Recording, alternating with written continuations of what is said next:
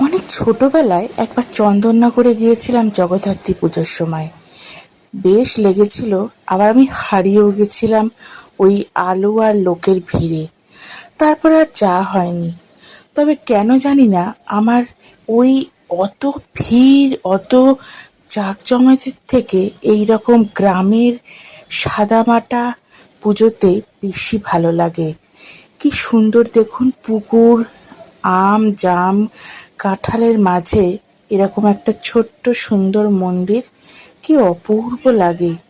এটি একটি জমিদার বাড়ি, জানেন তো। তবে হ্যাঁ, ভাবছেন আমি এখানে গেছি? না, সেই সৌভাগ্য আমার হয়নি। আমার এক বান্ধবী এখানে গেছিল, তার আজকে নেমন্তন্নও ছিল। তবে সে আমাকেও নেমন্তন্ন করেছিল এখানে ভোগ খাওয়ার জন্য, কিন্তু ওই যে মা না ডাকলে যাওয়া হয়ে ওঠে না, তাই এবারে আমারও যাওয়া হলো না। তবে আশা রাখছি আগামী দিনে যদি মা ডাকেন, অবশ্যই আমি এখানে যাব এবং সাথে আপনাদের সাথেও সেই সুন্দর মুহূর্ত শেয়ার করব।